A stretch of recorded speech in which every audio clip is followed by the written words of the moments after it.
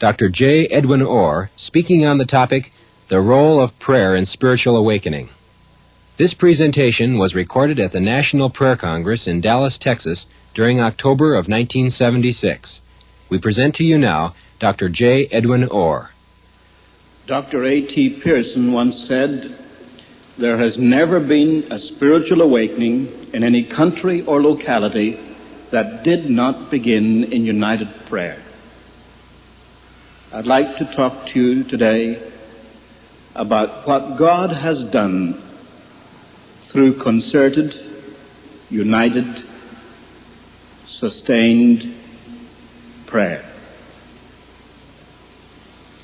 Not many people realize that in the wake of the American Revolution, there was a moral slump. Drunkenness was epidemic.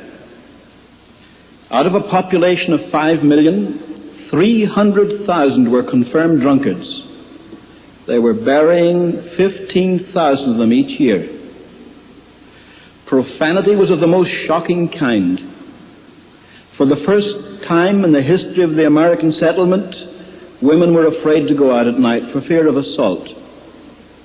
Bank robberies were a daily occurrence.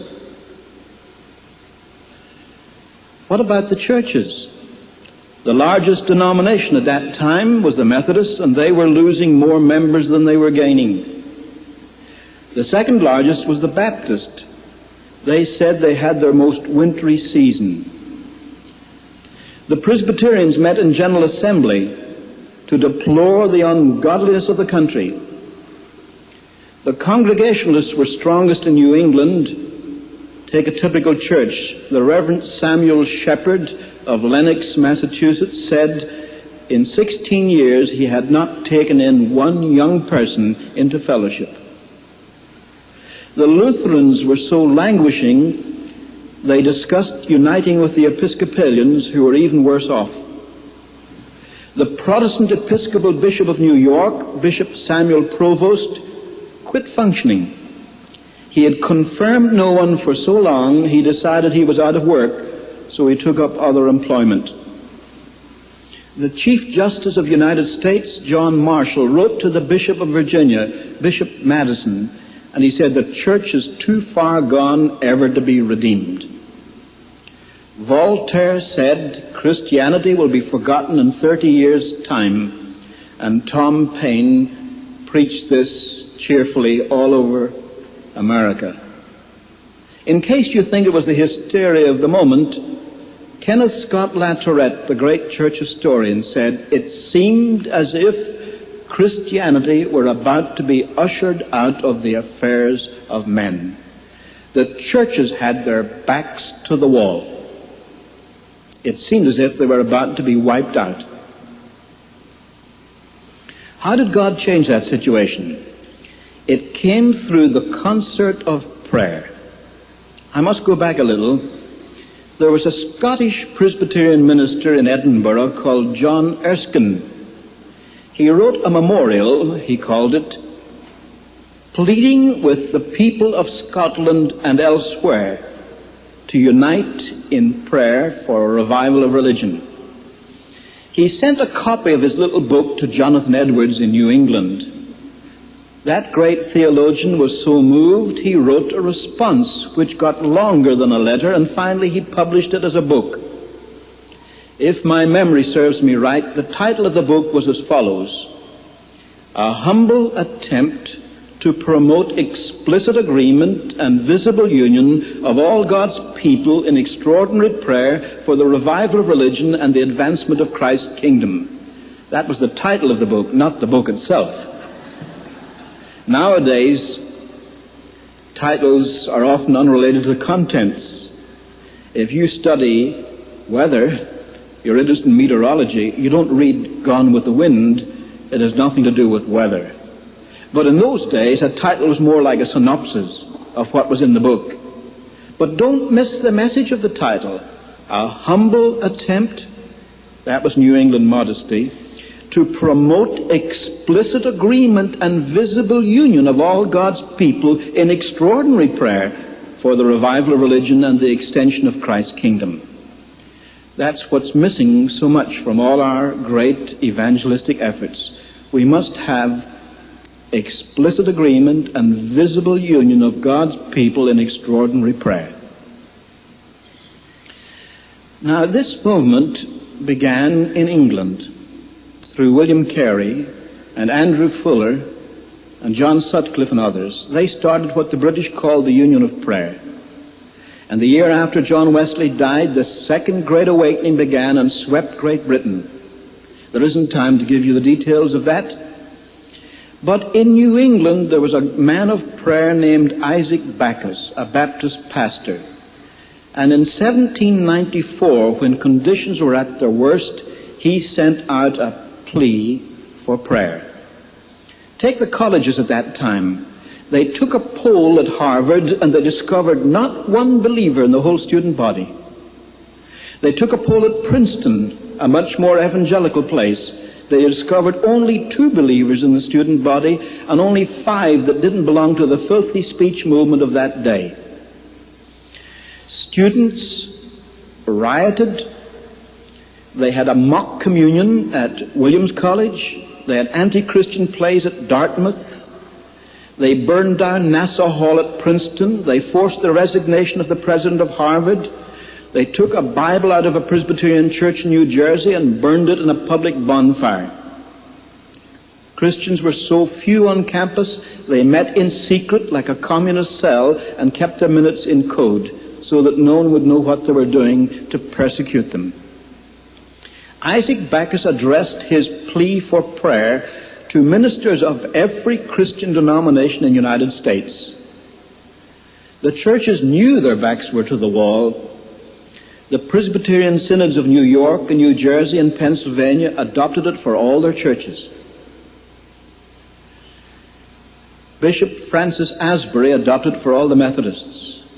The Baptist associations and the Congregational, the Reformed and the Moravians all adopted it until America, like Britain, was interlaced with a network of prayer meetings.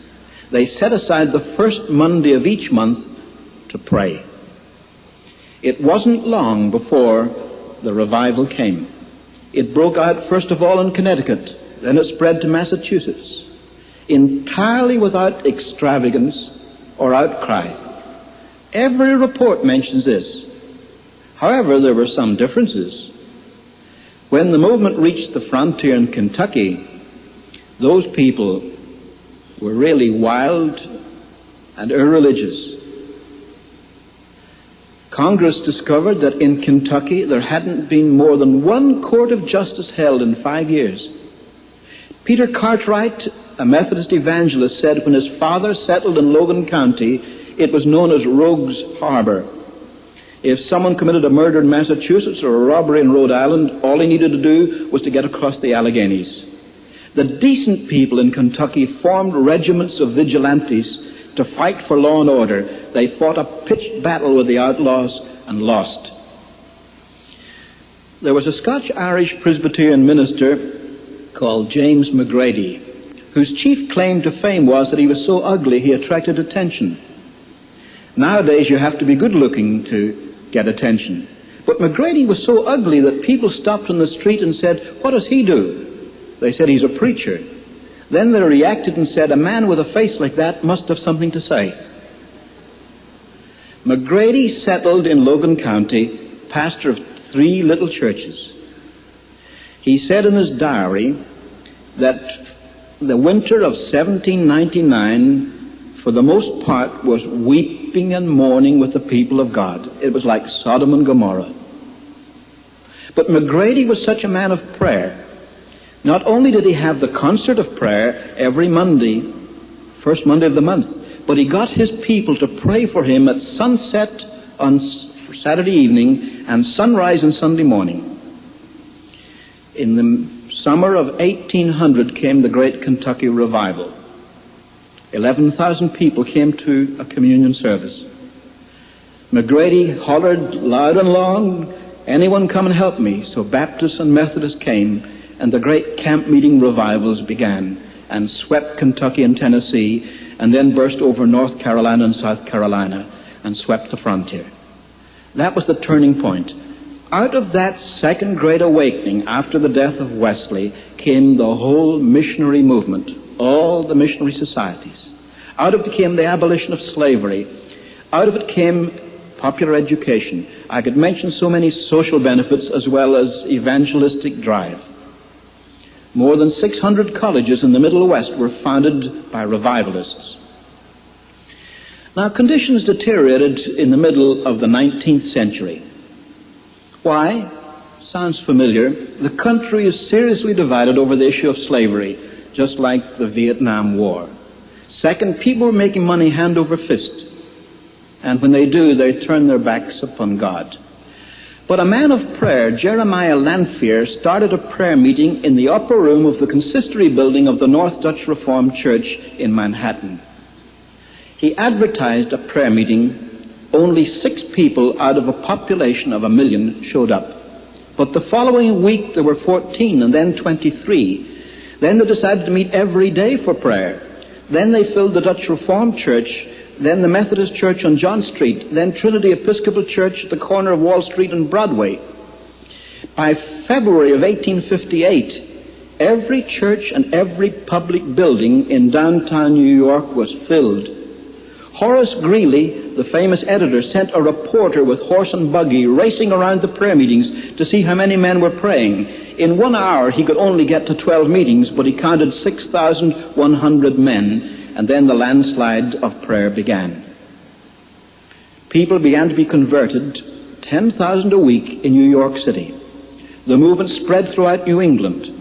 Church bells would bring people to prayer at 8 in the morning, 12 noon, 6 in the evening. The revival went up the Hudson, down the Mohawk. For example, the Baptists had so many people to baptize, they couldn't get them into their churches. They went down to the river, cut a big square hole in the ice, baptized them in the cold water, and when Baptists do that, they really are on fire. When the revival reached Chicago, a young shoe salesman went to the superintendent of the Plymouth Congregational Church and asked if he might teach Sunday school. The superintendent said, "I'm sorry, young fellow, I've got 16 teachers too many, but I'll put you on the waiting list." The young man said, "I want to do something now." Well, he said, "Start a class." "How do I start a class?" "Get some boys off the street. Don't bring them here. Take them out into the country, and after a month you can have control of them. Bring them here, they'll be your class." He took them to a beach on Lake Michigan, and he taught them Bible verses and Bible games, and then he took them to the Plymouth Congregational Church. The name of the young man was Dwight Lyman Moody, and that was the beginning of his ministry that lasted 40 years. For instance, Trinity Episcopal Church in Chicago had 121 members, 1857. 1860, 1,400. This was typical of all the churches. More than 1 million people converted to God out of a population of 30 million in 1 year. And that revival jumped the Atlantic, broke out in Northern Ireland, in Scotland, in Wales, in England, South Africa, South India. Anywhere there was an evangelical cause, there was revival, and its effect was felt for 40 years. It began in a movement of prayer. It was sustained by a movement of prayer. Now that movement lasted a generation, but at the turn of the 20th century, there was need of awakening again. There were special prayer meetings at Moody Bible Institute, at the Keswick Convention in England, in Melbourne, in the Nilgiri Hills of India, at Wonsan in Korea. All around the world, people were praying that there might be another great awakening in the 20th century. Now, some people tell me we're in the midst of a great awakening today. I certainly believe that the tide has turned. I certainly believe that we're on the move again, but I don't think we've reached anywhere like what God has done in the past. Let me give you 2 examples. First of all, take student world. One of the leaders of the revival of 1905 was a young man called K.S. Latourette, who became the famous Professor Kenneth Scott Latourette. He said when he was at Yale in 1905, out of the student body, 25% were enrolled in prayer meetings and Bible studies. Now, I live next door to UCLA. There's a population there of 36,000. I don't believe there are 9,000 enrolled in Campus Crusade, InterVarsity, Power and Light Company, and the other evangelical groups.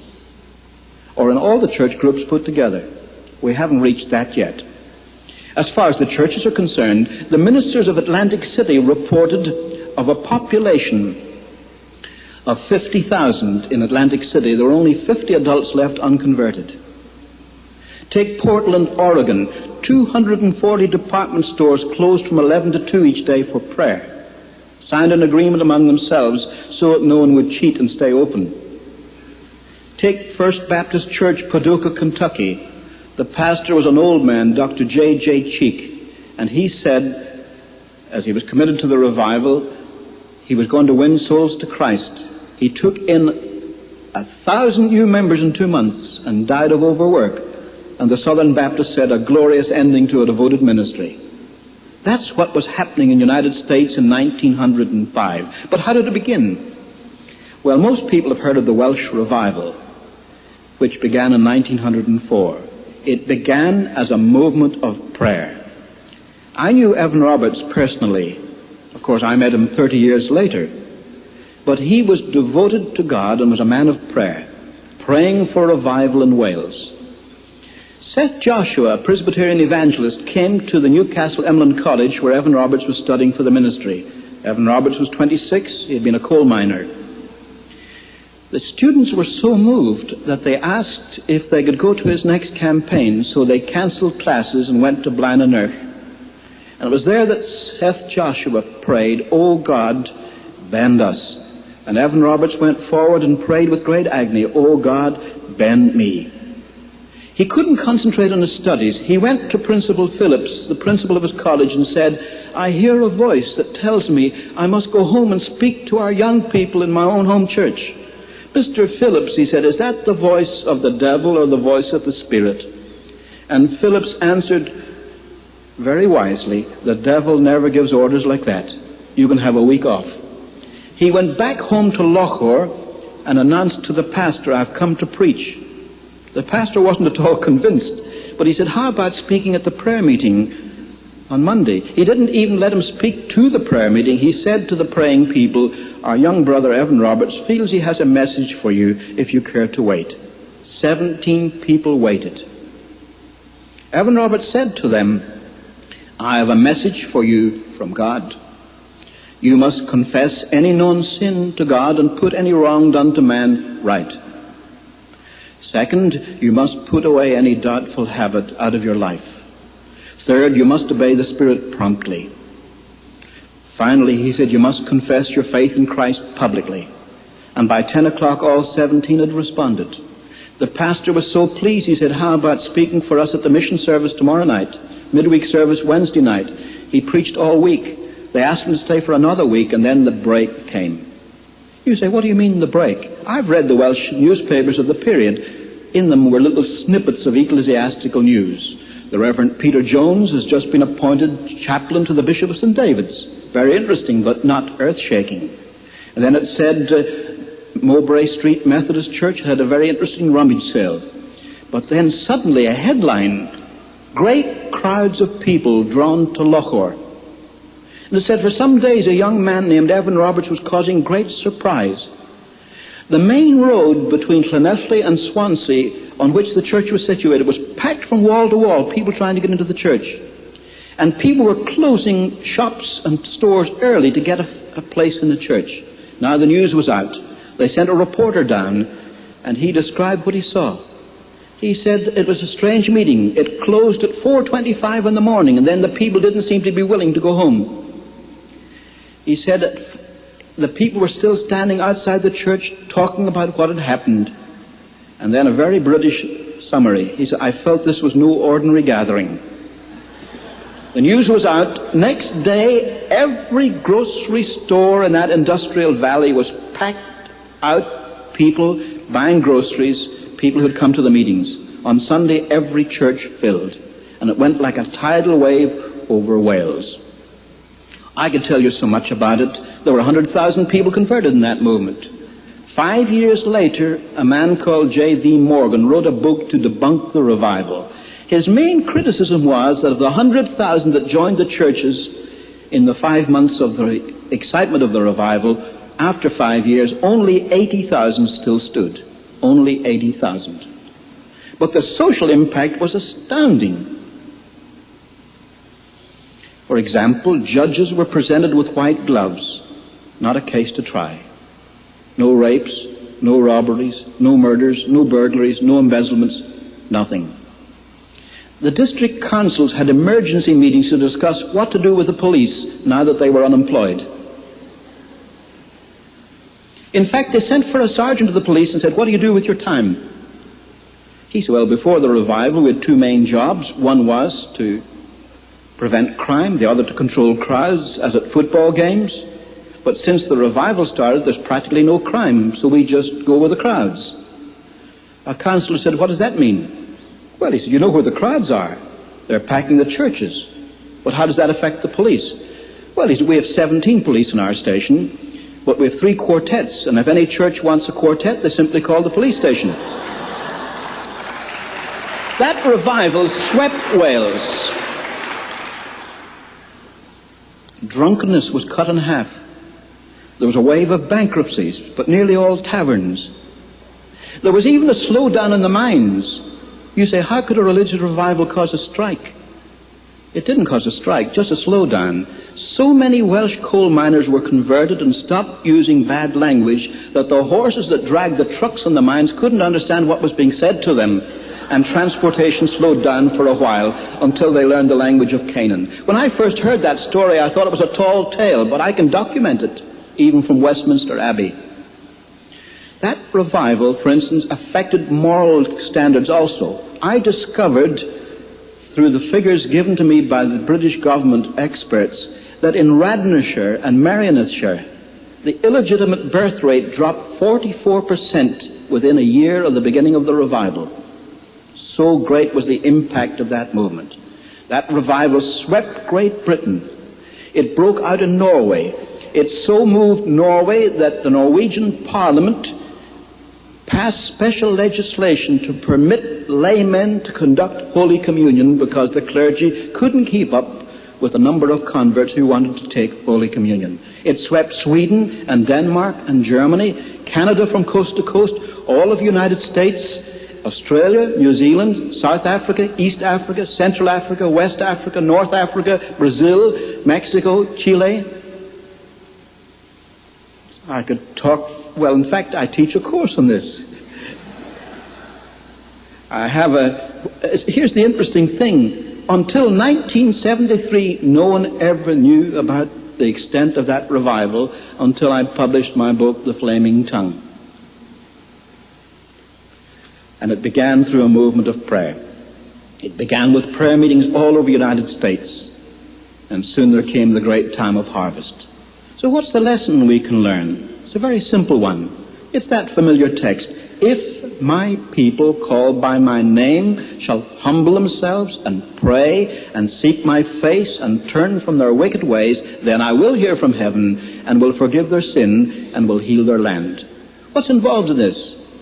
God expects us to pray.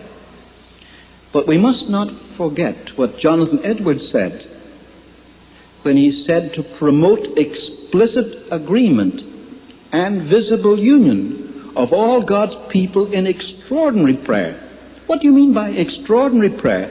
When you find people getting up at 6 o'clock in the morning to pray, or having a half night of prayer till midnight, that's extraordinary prayer. When they give up their lunchtime and go and pray at a noonday prayer meeting, that's extraordinary prayer. But it must be united and concerted. It doesn't mean that a Baptist becomes any less of a Baptist, or that an Episcopalian is less loyal to the 39 Articles, or that a Presbyterian turns his back on the Westminster Confession. Not at all. But they recognize each other as brothers and sisters in Christ, and they're prepared to pray together in concerted prayer that God may hear and answer. We haven't reached that stage yet. This National Conference on Prayer is unprecedented in some ways. It's a sign of the direction in which we're moving. It's what I call extraordinary prayer. But you folk who are here, those who listen to my voice, must take it back to your churches. And when they're prepared to set aside time to pray for a spiritual awakening, that's when God is going to answer. Now some people say that means then it's up to us. Oh no, we can't say that either. Matthew Henry said, when God intends great mercy for his people, he, first of all, sets them a-praying. Even God is sovereign in this matter. But we must respond. He has chosen never to work without our cooperation. So whether your interpretation of revival is Calvinistic or Arminian, it's a very simple thing. You must pray. Then God will work. May God help us so to pray. Amen.